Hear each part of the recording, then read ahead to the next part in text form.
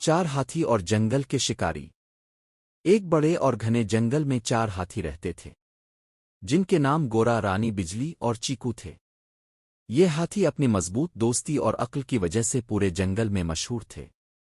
वो हर चीज बांट कर खाते और पीते थे और जंगल को अपना घर समझकर हमेशा इसका ख्याल रखते थे, ताकि हर जानवर अमन और सुकून से रह सके। एक दिन कुछ शिकारी जंगल में दाखिल हुए। वो हाथियों के कीमती दांतों के लिए उन्हें पकड़ना चाहते थे। शिकारियों ने चारों तरफ जाल बिछा दिए ताकि हाथियों को फंसाया जा सके, लेकिन हाथी अपनी अक्लमंदी से इस खतरे को भांप गए। गोरा, जो सबसे बड़ा और समझदार था, ने बाकी तीनों को इकट्ठा किया और कहा, हमें मोहतात रहना होगा। शिकारी हमें नुकसान पहुंचाना चाहते हैं, लेकिन अगर हम मुत्तहिद रहें तो हम उन्हें शिकस्त दे सकते हैं।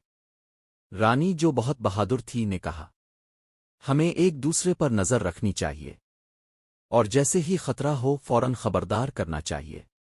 बिजली, जो सबसे तेज थी, ने एक और तजवीज दी, हमें अपने काम तकसीम कर लेने चाहिए। मैं जंगल की निगरानी करूंगी, रानी जानवरों की हिफाजत करेगी और गोरा शिकारियों को भगाने का कोई मंसूबा बनाएगा। चीकू, जो सबसे छोटा था लेकिन तख्लीकी ज़हन का मालिक था, ने कहा, मैं शिकारियों को धोखा देने का कोई तरीका ढूंढूंगा। हम सब मिलकर अपने जंगल की हिफाजत कर सकते हैं। सब ने अपनी जिम्मेदारियां संभाल लें। बिजली ने पूरे जंगल में दौड़कर जाल ढूंढने शुरू किए और अपने मजबूत सूंड की मदद से उन्हें तबाह कर दिया। रानी दूसरे जानवरों के करीब रही और उन्हें हर मुमकिन खतरे से बचाती रही। चीकू ने पत्तों, शाखों और कीचड़ से ऐसे रास्ते बनाए जो शिकारियों को गुमराह कर देते। गोरा ने अपनी दानाई से एक ऐसा मंसूबा बनाया जिससे शिकारियों से लड़ाई के बगैर उन्हें भगाया जा सके। वो सब हाथी एक खिली जगह पर जमा हुए और जोर जोर से चिंघाड़ने लगे, दरख्तों को हिलाने लगे और जमीन को अपने भारी कदमों से कुचलने लगे। शिकारियों ने जब ये शोर सुना और हाथियों की ताकत देखी तो वो खौफजदा हो गए। उन्होंने समझ लिया कि वो हाथियों की अक्लमंदी और इत्तेहाद के सामने बेबस हैं। शिकारी खौफ के मारे अपने जाल छोड़कर भाग गए और कभी दोबारा जंगल में कदम न रखा। शिकारियों के भागने के बाद कुछ दिनों तक जंगल में सुकून रहा, लेकिन ये अमन ज्यादा देर कायम न रहा। पहली नाकामी की खबर सुनकर ज्यादा चालाक और खतरनाक शिकारियों का एक और गिरोह जंगल में आया।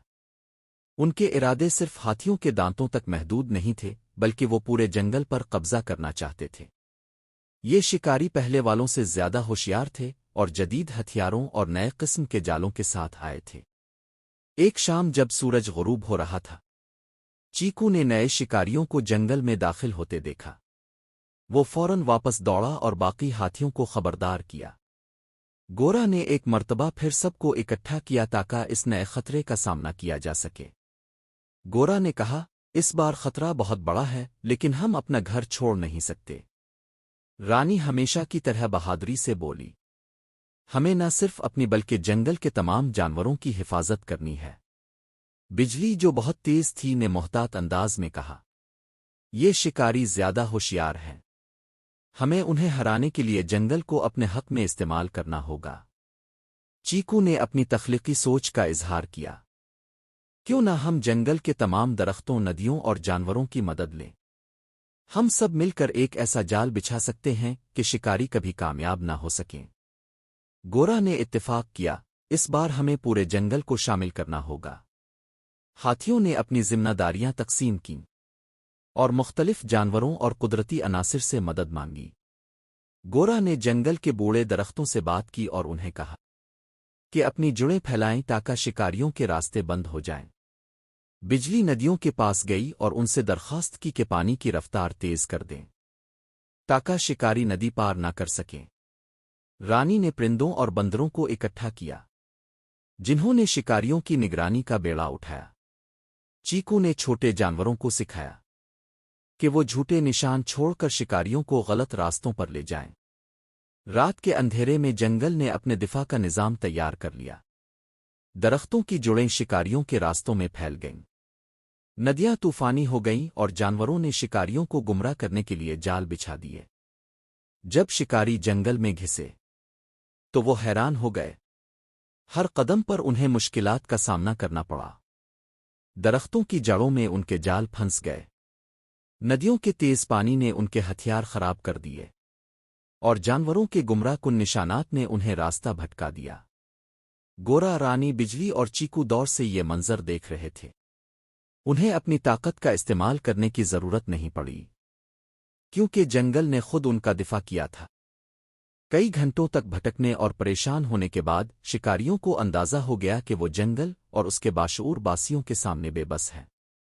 آخر کار وہ اپنے ہتھیار اور جال چھوڑ کر واپس چلے گئے۔ اگلی صبح جنگل میں ایک بار پھر امن و سکون تھا۔